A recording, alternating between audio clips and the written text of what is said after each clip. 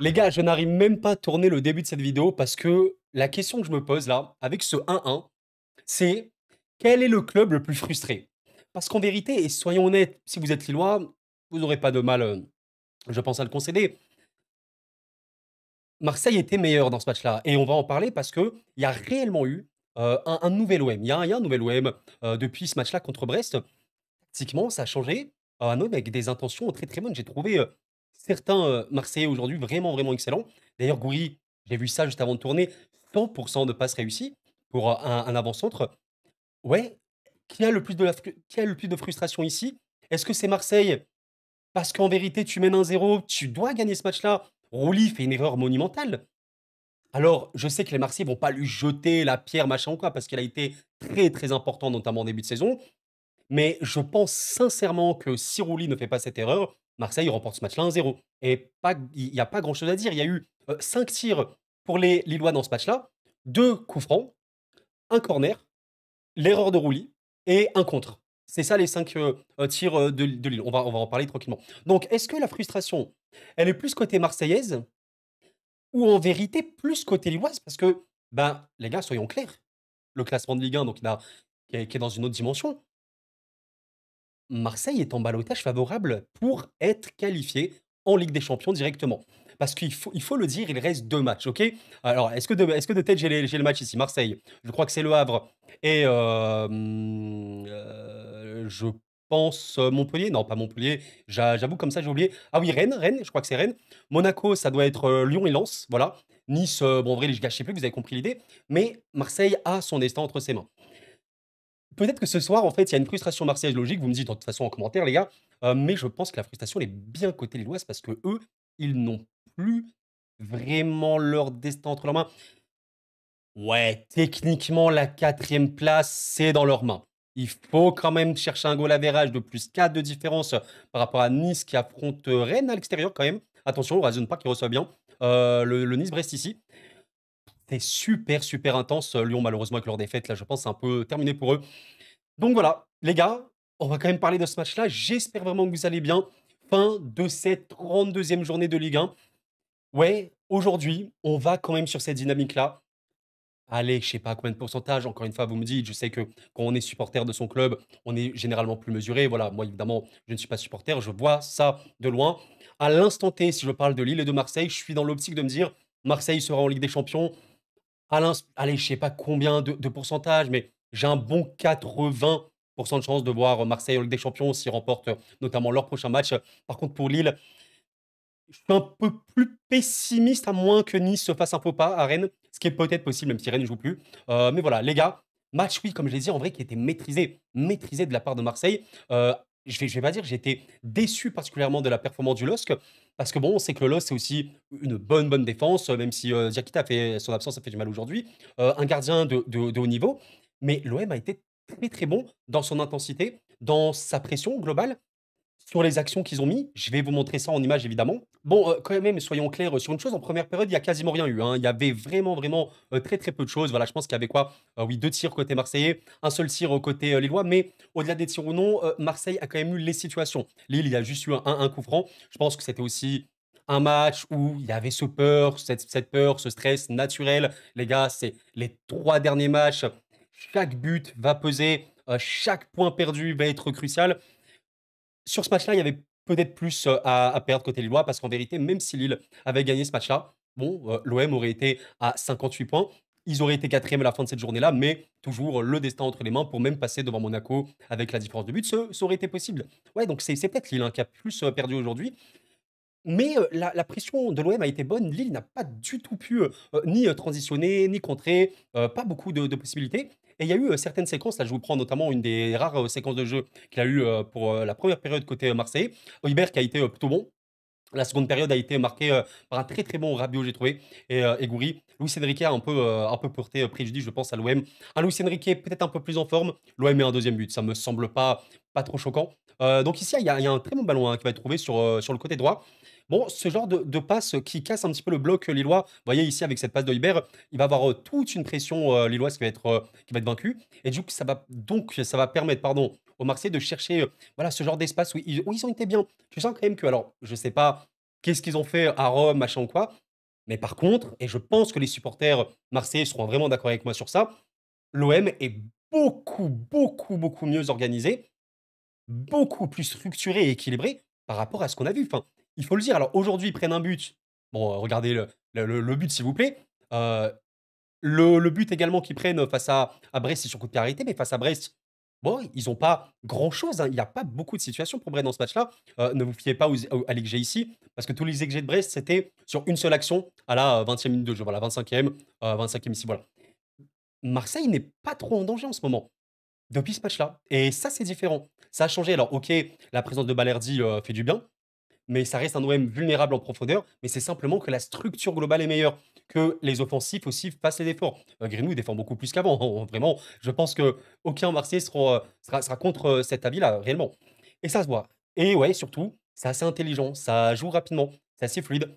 Ouais, c'est un OM qui est bien plus convaincant dans sa structure, même par rapport au début de saison. Vous vous en souvenez, l'OM gagnait des matchs, mais on était sur un truc réaliste, vraiment beaucoup de réalisme, voilà, des actions parfois un peu folles.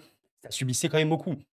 Aujourd'hui, on a perdu ce délire très déséquilibré et on a gagné côté OM de la solidité et c'est ce qu'il faut aussi, hein, c'est ce qu'il faut pour gagner des matchs. En tout cas, ici, l'action est bonne, hein, pour l'OM. Ça va donner un énorme arrêt. Ici, franchement, je pense qu'il y a le but.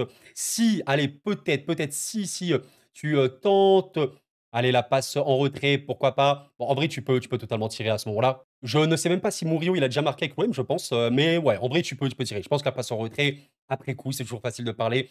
Ça aurait été bien. Donc ça, c'était la première action, vraiment, on va dire, circadrée du match pour l'OM.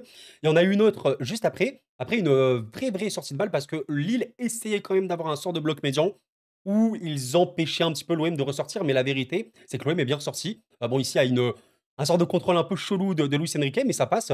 Garcia qui est vraiment très bon. Franchement, les gars, Garcia, on en a parlé notamment lors du match face à Monaco, que l'OM perd 3-0. Je vous avais dit à l'époque que même si l'OM avait perdu 3-0, c'était un peu flatteur, entre guillemets, parce que oui, l'OM a eu des failles certaines, des erreurs défensives certaines, mais c'était pas dégueu dans les sorties, dans les relents, dans la pression, dans les occasions. Il y avait notamment un énorme raté de Luis Enrique. C'est une vérité. On essaie aussi d'être objectif. Bon, voilà, quand tu as ce genre d'action, tu peux vraiment éliminer totalement la pression du LOSC. Voilà, tu peux essayer de trouver un ballon, encore une fois, de côté. Tu as un centre très, très, très dangereux comme ça qui trouve personne. Voilà, c'est littéralement Meunier, hein, qui doit le dégager. Bon, moi j'arrive comme ça. C'est les notes que j'avais pris. J'arrive fin de première période. On n'est pas du tout, je sais pas si vous avez vu le match Lyon-Lens. Je l'ai vu, c'est pas du tout ça. Lyon-Lens, c'était vraiment Lyon qui avait des situations, qui manquaient de réalisme. Là, j'étais en mode Marseille maîtrise son match. Lille n'a rien, littéralement n'a rien. Et ok, ça se jauge, on verra bien. Par contre, en seconde, là, ça a vraiment monté. C'est monté et l'OM a ouvert le score à partir de, ouais, voilà, avant l'heure de jeu, assez rapidement, parce qu'ils ont eu ouais, un temps fort. Voilà. On le voit d'ailleurs au niveau du momentum. La menace en attaque, elle est quand même bien bleu ciel à partir de ce moment-là, ce qui n'est pas du tout étonnant. Il y avait déjà une alerte vraiment intéressante que je vous ai prise, parce que ça montre aussi que l'OM a changé au niveau de sa pression. Au niveau de son organisation, évidemment, il y a des joueurs un peu plus intérieurs, comme Luis Enrique, qu'on retrouve ailier dans le demi-espace gauche. Il y a des joueurs qui font tout simplement plus d'efforts. Bon, ici, tu as le LOS qui essaie de sortir son ballon. Regardez un petit peu le positionnement moyen des Marseillais, c'est très très très haut. Ça a marché sur cette situation. Il y a un énorme pressing mis en place là, par l'OM. André qui a été excellent. André est généralement très très bon, hein, défensivement, surtout son aspect milieu défensif sur ce match-là. Bon, il tente le ballon pour Ribeiro, il me semble. Gouiri presse bien. Gouiri presse bien. Là, franchement, il tombe, hein. Et Gouiri peut vraiment trouver cette situation que j'ai trouvé extrêmement juste, hein. Franchement, quand Gouiri est juste comme ça, il peut être tellement important pour son équipe. Rabiot qui aura fait une très grosse seconde période. Là, il va frapper. Chevalier va l'arrêter. Chevalier limite homme du match, hein, côté Lillois, avec André. Comme l'action de Murillo, on peut toujours dire, allez, est-ce que ici, ah, franchement, là, si t'es lucide, si t'es très, très lucide, là, tu passes en retrait. Parce que, allez, t'as essayé de revenir. La vérité, c'est que si tu fais une passe très tranchante, très rapide sur, voilà, sur, pardon, Heuber qui va finir sur les cages vides, ça peut être bien, même si là, en vrai, il y a le joueur lillois qui ferme bien cette action. Donc, tu peux comprendre la frappe, honnêtement. C'est une autre alerte et ouais, t'es en mode, c'est quand même l'OM qui est là. Et moi, ce qui m'a étonné, je disais en preview d'avant-match, pour que l'OM fasse un résultat, gagne à Lille, il faut un vrai coup tactique de De Zerbi. Il faut vraiment que, tactiquement parlant, il y a un truc, il y ait énormément de discipline. Je ne peux pas dire le contraire. Tactiquement, bon, il y avait pas de débat sur ce match-là. Honnêtement, objectivement. Ouais, à l'extérieur, bon, au final, tous les, LOSC OM et OM LOSC cette saison ont fait match nul, non? Je pense. En Coupe de France, je sais plus. Non, je crois que c'est match nul. Ouais, donc l'OM, c'est, ouais, il y avait pas de possibilité pour le LOSC. J'étais un peu étonné, mais aussi à porter à crédit de l'adversaire. Qu'est-ce qu'on a ici? Qu'est-ce que j'ai pris? Ouais, ah oui, situation, pour le LOSC. En vrai, la seule situation qu'il y a eu hors jeu où, c'était la seule fois en vrai, je pense que c'est vraiment la seule fois du match où les Lillois ont réussi à bien ressortir le ballon avec une autre action de David vers la 78e minute où, la pression, marseillaise a été battue. Parce que regardez, ce qui est intéressant, c'est que Balerdi, on connaît évidemment son jeu, on connaît sa lecture du jeu. Balerdi sort très, très vite, très, très fort sur David. Mais là, Rongier, je crois, va perdre son vis-à-vis. Donc, bah, ça va permettre au LOSC d'exploiter cette déstructuration de la défense. Regardez, hein, la ligne n'est pas bien placée parce que Balerdi est sorti. Il fallait que Rongier réussisse son duel. Bon, bah, c'est pas passé. Là, c'est malheureux hein, pour les Lillois. La transmission, elle est bonne, elle est bien dosée, mais elle est un peu trop tard. Il y a réellement hors-jeu de David. Il va terminer entre les jambes de De Rouly, mais c'était la réelle seule action où j'ai vu le LOSC sortir de la pression marseillaise. Voilà, pour vous dire que ça a été quand même très bien exécuté. Qu'est-ce qu'on a ici? Oui, voilà, ici on a le but de l'OM qui a été vraiment bon. On a encore une fois, regardé hein, ce LOSC en sorte de bloc médian qui n'élargit pas à fond le bloc, hein, comme on peut voir. Il y a quand même Garcia qui est vraiment, vraiment bon, hein. Franchement, très pertinent dans ses appels, dans sa vitesse, sa percussion, ses passes, hein, très juste à la passe. Là, son positionnement est bon, comme le bloc du LOSC n'est pas très, très étendu et qui a une relance assez rapide ici de la part de Doibert qui trouve des ballons souvent très très bons, bah là, ça va permettre vraiment à l'OM d'accélérer. Et en fait, regardez, ce qui est intéressant, c'est que Rabiot, au début de l'action, il est là. Rabiot, au début de l'action, il est là. Et pardon, à la fin de l'action, il est là, il va faire l'appel. Garcia l'a vu, donc ça, c'est de l'intelligence de jeu, c'est de la bonne lecture. Et il va lui transmettre parfaitement. Ça, c'est une super bonne action, vraiment. Parce que l'appel est bon. La passe, il faut la faire, franchement, les gars. Il faut la faire, la passe, hein. Elle est transmise, parfaitement à Rabiot. Rabiot, c'est ça, en fait, c'est un milieu, bah, je le connais quand même de manière logique, hein. Je l'ai suivi notamment, bah, au PSG, MDR, LOL, c'est normal. C'est vraiment, hein, ce qu'on peut appeler un milieu qui est là pour le dernier tiers du terrain, qui est là pour se projeter avec et sans le ballon, pour faire beaucoup, beaucoup d'appels, pour être un peu tranchant. Tu vois, le genre de milieu tranchant, pas du tout celui qui est derrière à organiser le jeu, non. Il est là pour, accélérer, pour créer les situations on va dire, par sa présence, par ses appels et par sa finition parfois. Bon, c'est très bien et là, il y a vraiment, vraiment grâce à toute la vitesse d'extraction, Højbjerg, Garcia, Rabiot et Dongouri et ben, le LOSC n'a pas du tout le temps de défendre et Gouiri finit, qui décidément marque pas mal, hein. Franchement, il est, assez surprenant. On se souvient de Gouiri, hein, bon à Lyon, à Rennes, hein, notamment plus récemment, même à Nice, hein, il me semble. Il a déjà été très, très bon. Ce qu'on pouvait regretter de ce joueur-là, c'est souvent de l'inconstance. Bon, il est très pertinent. Je pense que De Zerbi actuellement, si tu lui demandes les joueurs dont il est le plus satisfait, dans le secret privé, il te met Gouiri, parmi les premiers sans aucun débat. Parce qu'il est, crucial pour l'animation même de l'OM. On arrive là à l'heure de jeu. Moi, ma question, c'est quand que le LOSC va réussir à faire un truc dans ce match-là? À part le but en jeu.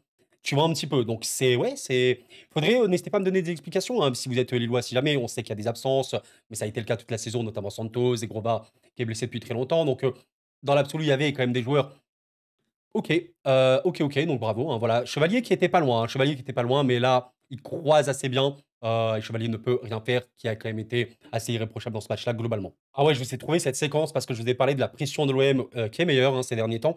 Je veux également vous illustrer la relance, qui est, notable parce qu'on sait que le LOSC, pour ceux qui suivent pas trop la data et les chiffres avancés, le LOSC, c'est une des équipes, quand elle met la pression, est vraiment très, très forte en Ligue 1. Je crois que elle est dans le top 4 voire top 3 des équipes de Ligue 1 qui empêchent le plus l'adversaire de faire des passes quand il y a un contre-pressing. Pour vous dire à quel point ils peuvent être très, très bons. Heu, Là, franchement, il y a une sortie de balle et ça montre toute la justesse technique de cet OM-là actuellement. L'intelligence aussi qu'il y a et je pense que ça a été énormément travaillé. Il y a vraiment beaucoup plus de rigueur. C'est criant. Je pense que si vous êtes Marseillais et que vous regardez les matchs de votre équipe, même si vous les revoyez, ça se voit. Il y a beaucoup, beaucoup plus de compréhension du jeu, d'automatisme et de bons choix. Là, Højbjerg va se battre pour le ballon. La passe pour Gouiri, sans aucun contrôle. Remise pour Højbjerg, sans contrôle. Remise pour Gouiri, sans contrôle. Passe pour Højbjerg pour accélérer le jeu. Vous voyez, ça, c'est en 3-4 passes. Il y a vraiment une vraie, vraie bonne sortie de balle. Le duel va être remporté au final par Højbjerg qui va rebalancer à Gouiri et Gouiri va réussir à un petit peu percuter. Le bloc lillois essaie de se remettre en bien que mal, mais l'OM a réussi à battre la pression. Au final, ils vont réussir à trouver un ballon ici pour Greenwood, qui était du coup totalement démarqué parce que le LOSC n'avait pas le temps de se remettre bien. Il a pu percuter. Bon, ici, il tente la frappe. Allez, on peut comprendre, il a déjà marqué comme ça. Encore une fois, est-ce que tu peux passer en retrait ou quoi? Mais ce que je voulais illustrer avec cette action-là, c'est que malgré la pression du LOSC, on peut se retrouver dans ce genre de situation où il y a un bloc très peu mis en place, on va dire, par le LOSC, et une situation pour l'OM. Et encore une fois, là, on est à un stade de l'histoire, j'allais dire, on est à un stade du match où le LOSC n'a pas eu un tir, à part le but hors jeu et un coup franc. Il y a rien eu d'autre. Il y a réellement rien eu d'autre à l'heure du jeu. Le moment où tout bascule, c'est un coup franc de backer. Bon, il y a coup franc, il y a rien. Il y a rien. Enfin, je veux dire, il le tire dehors. Relance pour les Marseillais. Et là, et parfois, ouais, une saison peut basculer sur ça. C'est fou quand même, hein. Je sais pas. Je sais pas ce qui s'est passé parce que, bon, ok, allez, il y a un petit pressing de Fernandez. Pardon, hein, je crois qu'on l'appelle comme ça. Peut-être. Désolé hein, si jamais je hache son nom, Fernandez, on va l'appeler. Euh, mais le Rouli, il n'est pas trop gêné par la pression parce qu'il a le temps de se retourner, il a le temps de passer. Après, on peut dire que voilà, Fernandez va essayer d'orienter Rouli ici parce qu'il y a David. Bon, bah écoutez, dans les faits, il va réussir hein, parce que Rouli rate sa relance. David va choper le ballon de la tête.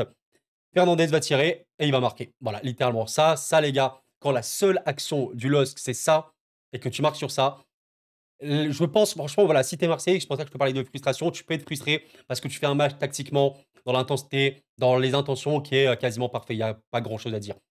Mais tu prends un but sur ça. Et ouais, je pense que Rouli doit s'en vouloir factuellement. Maintenant, je sais que beaucoup de Marseillais ne seront pas trop sur son dos parce qu'il a été évidemment très important pour l'OM cette saison-là. L'autre situation, et voilà pour vous dire, hein, l'OM a eu pas mal de séquences de jeu, je ne vous ai pas tout montré, des séquences, des combinaisons intéressantes. La seule réelle action pour le LOSC, c'était sur un centre ouais, de ballon de contre, hein, où encore une fois, la pression marseillaise a été battue. On connaît la vulnérabilité en profondeur de l'OM, c'est une vérité. Toutes les équipes ont un point faible. Il reste ce point faible avec Kondogbia et Balerzi ici. Bon, vous voyez que la passe ici, elle va être faite pour David. David, il commence sa course avant les deux défenseurs. À la fin d'action, il se retrouve devant. Ouais, il y a quand même une situation. Au final, Balerzi ferme bien. Balerzi est revenu très très fort. David va tenter d'enclencher. Mais voilà, ça aussi, c'est symptomatique. Quand tu es David, on sait qu'il y a un gros buteur. Bon, tu tentes de frapper ici. Voilà, alors que tu peux peut-être servir après, parce que tu n'as pas beaucoup de choix. Tu sais que tu es un peu limité actuellement dans ton jeu. Bon, bah, tu vois que ça tu vois que tu as pas eu, beaucoup de possibilités. L'action que je vous montre, du LOSC, ça sera la vraie dernière du match, sinon il y a rien eu d'autre. Et voilà les gars, grosso modo, après c'était, globalement un match, que l'OM a maîtrisé à la fin, voilà. On était jusqu'à la dernière minute, un temps fort pour l'OM où ils auraient pu marquer d'ailleurs, il y a eu un coup franc je crois, ouais, Højbjerg, feinte, coup franc feinte où franchement il a bien tiré, hein. Mais Chevalier l'a senti, bon, on sait que Chevalier, il n'est plus à présenter, hein, ce mec-là. Il est plutôt fort au football, hein, très logiquement. Et au final, ça fait un match nul, 1-1. Ouais, franchement, je pense qu'on est quand même sur des regrets côté Lillois.